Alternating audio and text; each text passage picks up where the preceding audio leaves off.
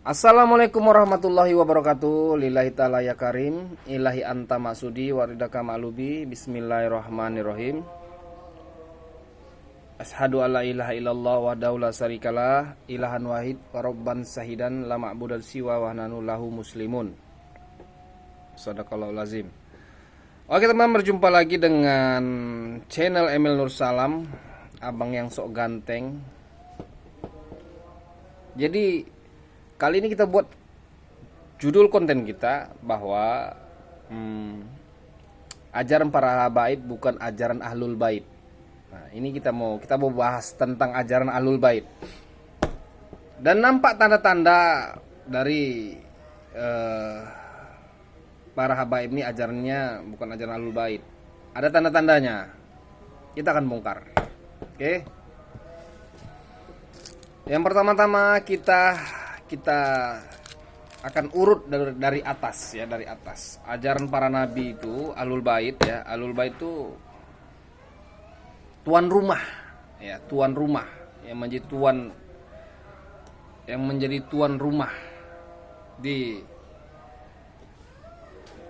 muka bumi ini. Siapa itu? Tentu Allah dan Rasulnya. Allah dan Rasulnya itulah ahlul bait. Jadi kita sama-sama tahu yang dikatakan ahlul bait itu tuan rumah ya, kalau tidak salah seperti itu, tuan rumah. Nah, tuan rumah di Indonesia ini, di dunia ini, khususnya di Indonesia itu Allah dan Rasulnya atau utusannya.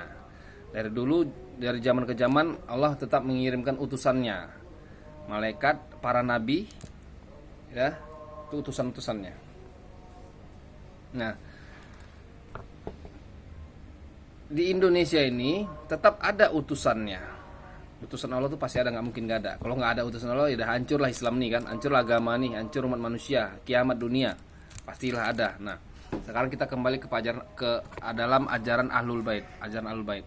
Jadi dari para nabi tuh, dari zaman Nabi Adam, kita ambil dari zaman Adam itu, Nabi Adam mewariskan ilmu ke anaknya, terus menerus ke para nabi-nabi lainnya. Terus diwariskan ilmu, pewaris ilmu sampai para nabi-nabi lainnya, sampai ke Nabi Muhammad. Diwariskan ilmu itu kepada Nabi Muhammad. Apa faktanya Nabi Muhammad mewarisi ilmu para nabi? Pertama, apa yang diajarkan Jibril kepada para nabi lainnya diajarkan kepada Nabi Muhammad. Itu yang pertama. Yang kedua, ketika peristiwa Isra wal Mi'raj, Nabi Muhammad sebelum berjumpa kepada Allah yang punya nama, Nabi Muhammad berjumpa kepada para nabi lainnya, Nabi Adam, Nabi Isa dan lain-lainnya para nabi. Di situ Nabi Muhammad mewarisi ilmu para nabi. Ya, di situ jelas Nabi Muhammad menjadi pewaris ilmu para nabi-nabi lainnya. Karena ada dialog-dialog dengan para nabi lainnya, termasuk kepada Nabi Musa. Itulah buktinya Nabi Muhammad pewaris ilmu. Nabi Muhammad pewaris ilmu para nabi. Dan Nabi Muhammad mewarisi ilmu lagi ke bawahnya. Contohnya siapa? Sayyidina Ali. Pewaris ilmu yaitu Sayyidina Ali. Apa faktanya? Rasulullah mengatakan, ana Madinatul ilmi wa Ali babuha. Aku ini gudangnya ilmu, kata Rasulullah, dan Ali pintunya. Nah, itulah maka Ali menjadi pewaris ilmu. Dan Ali mewarisi ilmu lagi ke bawahnya. Terus menerus sampai pokoknya pewaris-pewarisnya lah, pewaris ilmu. Nah, yang dimana yang kita katakan tadi bahwa para habaib itu ajarannya bukan ajaran ahlul bait.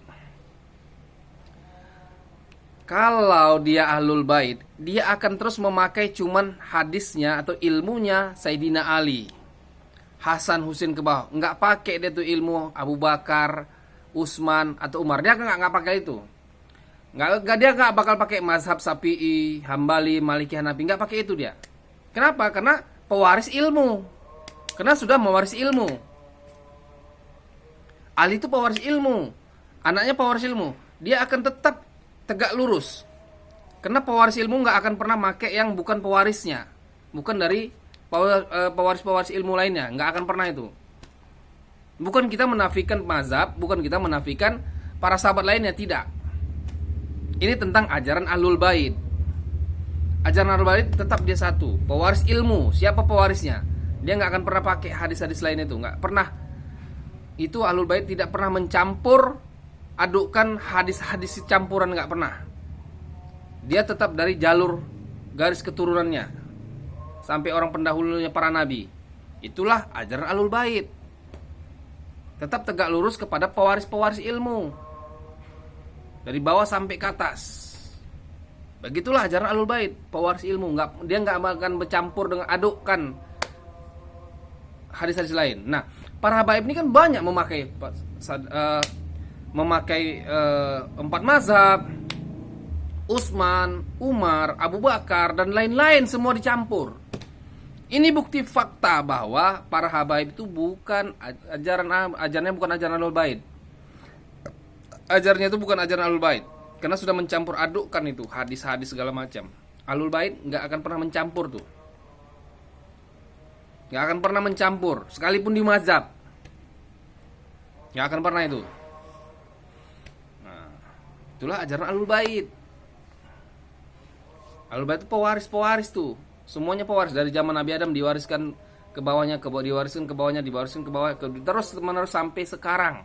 Tetap ada pewaris ilmu. Namanya al-ulama, warisatul anbiya, bukan habaib, bukan ustadz. Ulama warisatul anbiya. Itulah pewaris ilmu. Dan ulama pewaris ilmu, dia gak akan pernah mencampur adukkan ilmu-ilmu yang lain atau hadis-hadis yang lain, gak akan pernah. Dia tetap tegak lurus kepada pewaris-pewaris ilmu dari pendahulu-pendahulunya. Gak akan pernah bercampur-campur itu. Itulah ajaran Ahlul Bait. Sebegitu tegasnya lah Ahlul Bait. Gak akan ada bercampur-campur. Bukan kita menafikan yang lain, bukan merasa kita yang ini menyalahkan yang lain, tidak. Itu masing-masing. Tapi tentang ajaran Ahlul Bait. Ajaran Ahlul Bait itu tegak lurus. Satu pedoman sampai ke atasnya, sampai kepada para nabi dan rasul. Nggak ada campur aduk hadis-hadis itu, nggak ada. Nah, ini para habaib ini banyak yang mencampur adukkan. Hadis-hadis hantu blau pun mereka pakai, ini banyak para habaib. Semua mazhab dipakai. Semua hadis, hampir semua hadis dipakai. Itu nggak bisa, itu bukan ajaran Ahlul Bait. Inilah buktinya. Inilah tanda-tandanya bahwa mereka para habaib ini bukan Ahlul Bait, ajarannya bukan Ahlul Bait. Dan mereka bukan keturunan Nabi Muhammad. Karena keturunan Nabi Muhammad adalah pewarisnya ilmu. Dilihat dari mana? Dari ajarannya saja gitu. Dari ajarannya saja sudah berbeda. Berarti mereka bukan pewaris ilmu. Mereka bukan keturunan Nabi Muhammad. Pewaris ilmu itu adalah al-ulama, warisatul anbiya, yang bisa mengenalkan manusia ini kepada Allah. Yang dia juga sudah berjumpa kepada Allah. Yang dia juga bisa memberikan syafaat rasul. Itu pewaris ilmu karena sudah mewarisi. Karena sudah mewarisi ilmu-ilmu. Bukan ilmu menghafal kitab, menghafal Iqra, bukan. Ilmu yang di dalam dada. Al-ilmu fi qalbi, ilmu yang di dalam hati. Itulah ulama warisatul anbiya. Dialah yang bisa mengenalkan kita kepada Allah. Dialah yang bisa menyelamatkan kita. Dialah yang memberikan syafaat rasul. Karena dia pewaris ilmu. Dan dia juga Isra wal Mi'raj seperti para nabi lainnya. Bukan jasadnya. Kenapa pewaris ilmu? Mereka, ulama tersebut sudah mewarisi ilmu-ilmu. Bukan ilmu hafalan kitab. Bukan ilmu baca-bacaan. Pewaris ilmu yang di dalam dada. Al ilmu fi qalbi, ilmu di dalam hati. Ilmu itu ada dua macam. Al ilmu silmani fa ilmu batini fi qalbi fazalika huwa ilmu nafi'i. Ilmu itu ada dua macam, ilmu batin dalam hati yang sangat bermanfaat. Itulah yang telah diwariskan, diterima oleh al ulama warisatul anbiya. Oke teman-teman, sedikit itu saja kita membahas tentang ajaran Ahlul Bait.